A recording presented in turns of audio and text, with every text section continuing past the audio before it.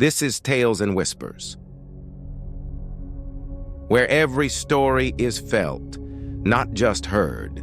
Okay, so what if I told you that the most important job interview of your life might not happen in an office, and that the biggest questions, well, they might never even be asked out loud? We're about to dive into a legendary story about Henry Ford and his incredible and honestly genius way of seeing right to the core of a person's character. It sounds a little crazy, doesn't it? You know, we spend all this time preparing answers for what's your greatest weakness.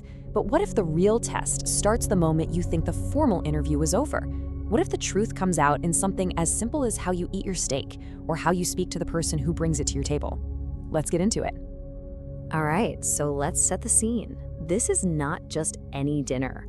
We're talking about a high-stakes, final round interview with one of the biggest innovators of the 20th century. The pressure is definitely on. So the setup is pretty classic. Henry Ford needs to hire someone for a really important job in his company, and he's got it narrowed down to two final candidates who, on paper, are basically clones. They went to the same top university, have the same degree, they're both brilliant. So how in the world do you pick one? And this is Ford's first move, and it is a masterful one. He doesn't call them into some stuffy, sterile boardroom. Nope, he invites them out to dinner. Just that change of location is a test all by itself.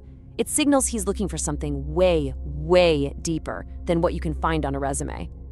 So the dinner itself was actually pretty relaxed, just casual conversation about this and that, but they never talked about cars or engineering or business, nothing related to the job.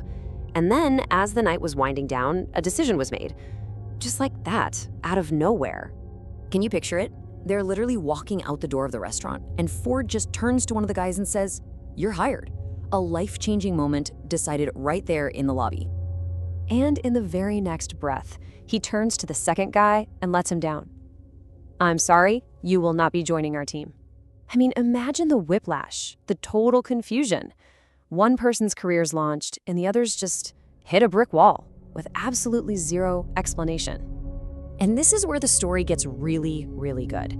The candidate who was rejected, to his credit, finds the courage to ask the one simple question that unlocks everything.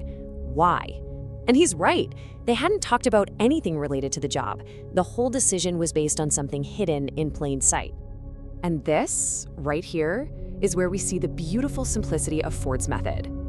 He explained that his entire decision came down to two tiny, almost unnoticeable things he saw during the meal. So Ford lays it all out for him. He says his choice was based on just two things: what the candidate did with the salt shaker and how he treated the restaurant staff. Let's break down these two simple but incredibly powerful tests. Okay, first up, the steak. Both of them ordered one. Now, the guy who got the job, he took a bite first, thought about the flavor, and then he decided to add a little salt. The other guy, he sat down, picked up the salt shaker, and salted his steak before he'd even taken a single bite. Seems like a tiny thing, right? Well, to Henry Ford, that was a huge red flag. And here's why that mattered so much. Ford's thinking was this: I like people who try things before trying to change them. In that one small move, the rejected candidate showed that he makes assumptions. He acts before he actually gathers any information. He presumes he already knows the answer without even understanding the situation first.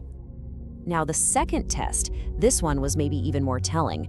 The candidate who was hired, he was polite to the waiters the entire time. He made eye contact, said please, said thank you, but the other guy, it was like the waiters weren't even there. To him, they were just part of the scenery, totally invisible. And this is where Ford delivered the final lesson. He told him, "You are polite only to me." A great leader must treat everyone as a human being. What a powerful message, right?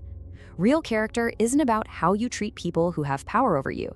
It's revealed in how you treat the people you think can't do anything for you. So as you can see, this story is so much more than just a clever interview trick. It's really a masterclass in understanding that our smallest, most automatic habits, they broadcast the biggest truths about who we really are deep down. When you really peel it all back, you see Ford wasn't just looking for an engineer. He was searching for a mindset. That salt test, it wasn't about seasoning.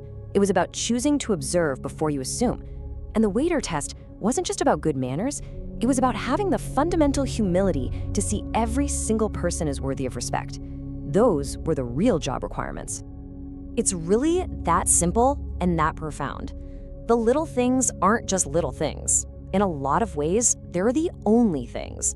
They're the behaviors that reveal our true programming when we let our guard down. And that brings us to the final question, the one we should probably all ask ourselves. We all have these salt and waiter moments every single day. The way you talk to someone at a call center, how you react when someone cuts you off in traffic, or whether you really listen in a meeting before you jump in. So the question isn't if we're being tested. The real question is, what are our little moments saying about us?